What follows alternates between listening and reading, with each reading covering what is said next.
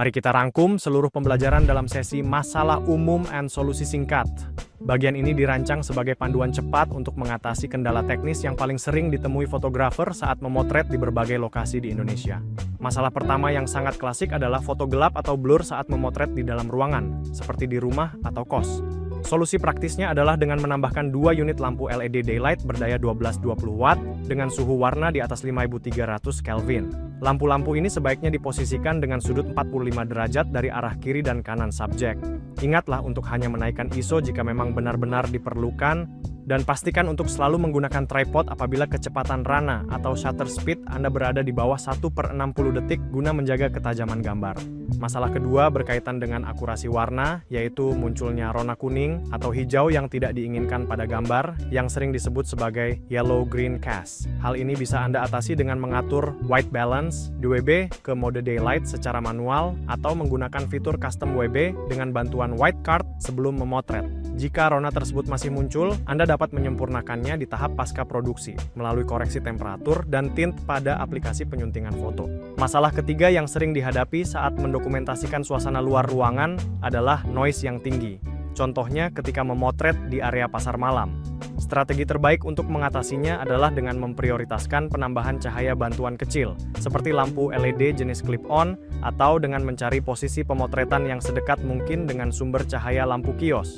Untuk hasil yang lebih profesional, simpanlah foto dalam format RAW agar Anda memiliki fleksibilitas lebih besar saat melakukan teknik pengurangan gangguan atau noise reduction (NR) secara moderat di tahap editing. Selanjutnya, tantangan yang sering muncul dalam dokumentasi acara adalah kondisi slide proyektor blown out, di mana tampilan layar menjadi terlalu terang dan detailnya hilang. Solusi yang dapat Anda terapkan adalah dengan mengarahkan spot metering ke wajah pembicara dan memberikan kompensasi exposure antara 0,3 hingga 1 EV. Jika kondisi cahaya sangat ekstrem, Anda bisa menggunakan teknik bracketing dengan mengambil 2 versi exposure yang berbeda untuk kemudian digabungkan saat proses penyuntingan. Selanjutnya, masalah komposisi berantakan seringkali merusak estetika sebuah foto. Untuk mengatasinya, selalu terapkan aturan rule of thirds untuk menempatkan subjek pada titik fokus yang ideal. Selain itu, Anda harus merapikan latar belakang dengan cara mengangkat objek atau menggesernya sejauh 10-20 cm dari background guna mendapatkan efek blur atau bokeh yang lebih baik. Langkah sederhana ini secara instan akan membuat subjek Anda terlihat lebih menonjol dan profesional. Terakhir, masalah teknis yang sering dianggap remeh namun berakibat fatal adalah penggunaan ukuran salah untuk marketplace. Pastikan saat melakukan ekspor hasil akhir, Anda menggunakan rasio 1.1 dengan dimensi minimal 1024x1024 pixel dalam format warna sRGB. Pastikan juga ukuran file tetap berada di bawah 2 MB agar proses unggah ke platform penjualan daring berjalan lancar tanpa mengurangi kualitas visual produk Anda. Dengan menguasai solusi-solusi praktis ini, Anda kini telah siap untuk menghasilkan karya fotografi yang kompetitif di pasar digital.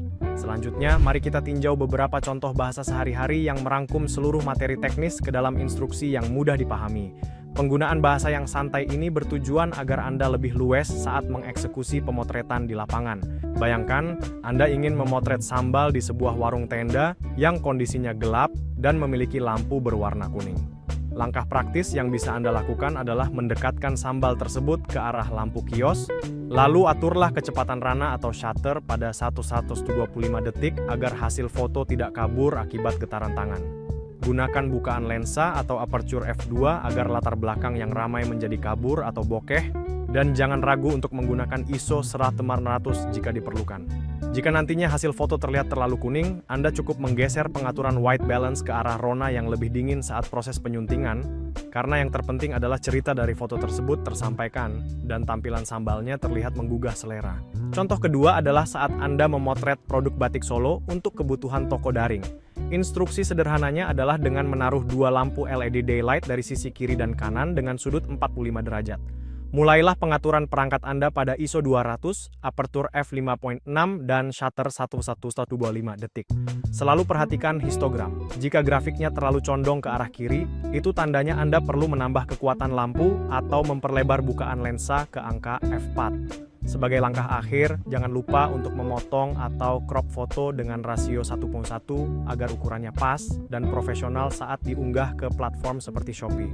Dengan menggunakan pendekatan bahasa yang lebih membumi ini, diharapkan seluruh teori teknis yang tampak rumit di awal dapat Anda terapkan dengan lebih percaya diri dan efektif dalam setiap sesi pemotretan.